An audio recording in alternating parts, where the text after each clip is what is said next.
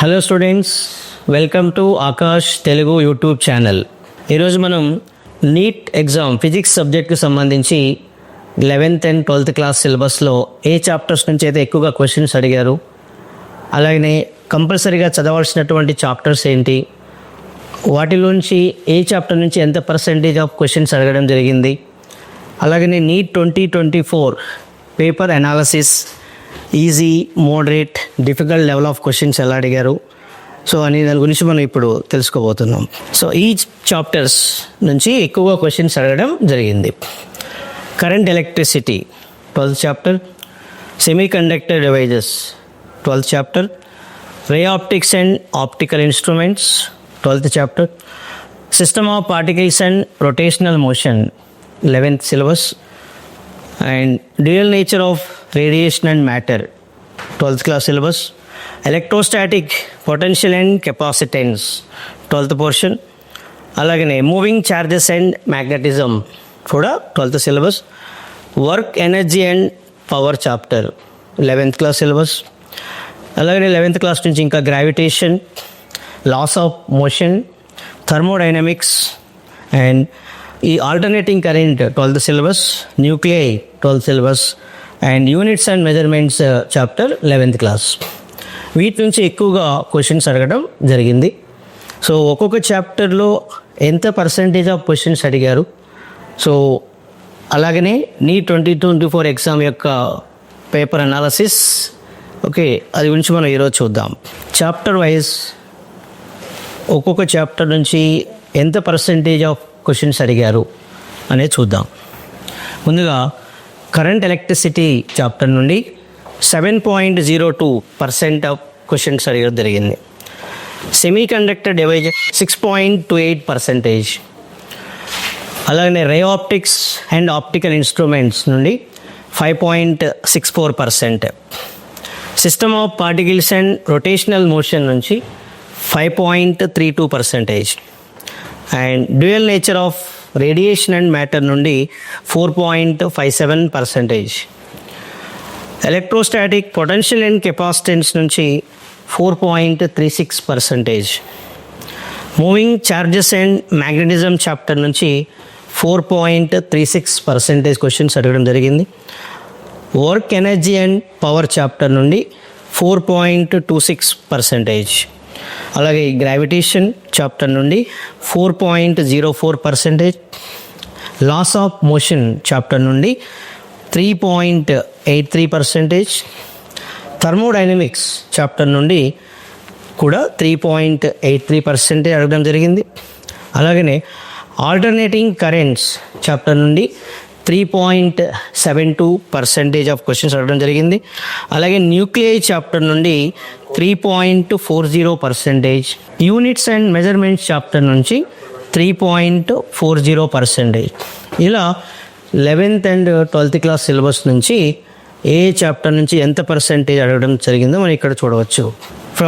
మనం తీసుకున్నట్టయితే last 14 years NEET and AIPMT exam సంబంధించిన సిలబస్ నుంచి ఇప్పుడు మనం నీట్ యూజీ 2024 ఎగ్జామ్ యొక్క ఫిజిక్స్ పేపర్కి సంబంధించిన అనాలసిస్ చూద్దాం.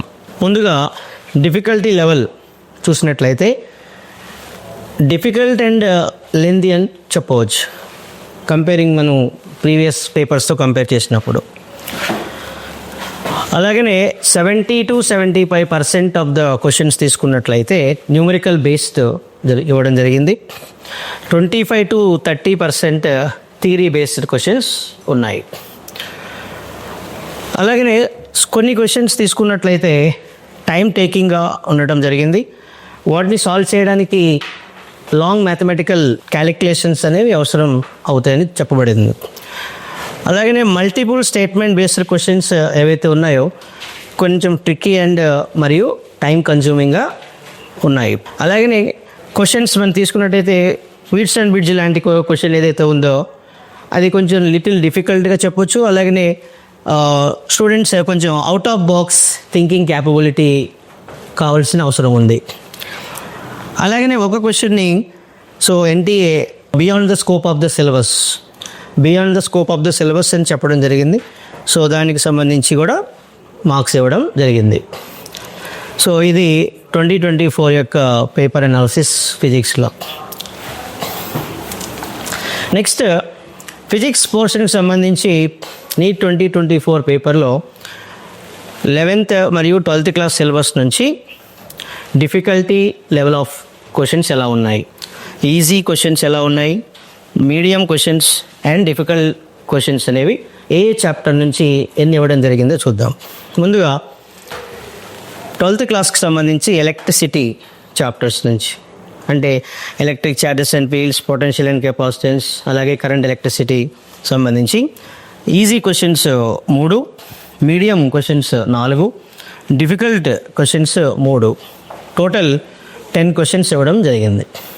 అలాగనే 11th సిలబస్కి సంబంధించిన హీట్ అండ్ థర్మోడైనమిక్స్ చాప్టర్ నుంచి ఈజీ 1 క్వశ్చన్, మీడియం 1 క్వశ్చన్, అలాగే డిఫికల్ట్ అనేది ఇవ్వలేదు, ఏమీ కూడా నో క్వశ్చన్. సో టోటల్గా అక్కడ 2 క్వశ్చన్స్ ఇవ్వడం జరిగింది హీట్ అండ్ థర్మోడైనమిక్స్ చాప్టర్ నుంచి. అలాగనే 12th క్లాస్ సిలబస్కి సంబంధించినటువంటి మ్యాగ్నెటిజం చాప్టర్ ఏదైతే ఉందో దాని నుంచి easy questions 4, medium 1, difficult questions 3, total 8 questions అడగడం జరిగింది.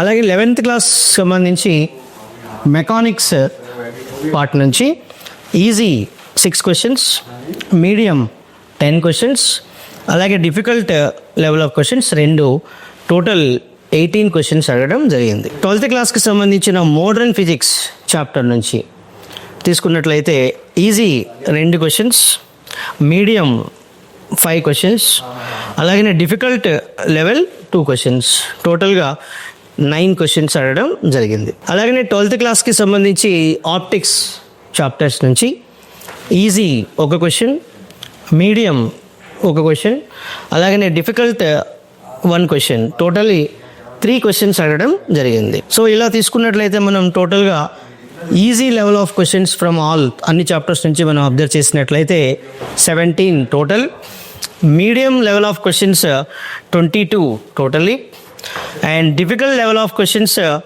11. సో టోటలీ 50 క్వశ్చన్స్ అనేవి ఉన్నాయి. అందులో క్లాస్ 11th నుంచి 20 క్వశ్చన్స్, క్లాస్ 12th నుంచి 30 క్వశ్చన్స్ అడగడం జరిగింది. ఇది నీట్ 2024 ఫిజిక్స్ పేపర్కి సంబంధించిన ఈజీ, మీడియం అండ్ డిఫికల్ట్ లెవెల్కి సంబంధించిన క్వశ్చన్స్ చాప్టర్ వైజ్గా.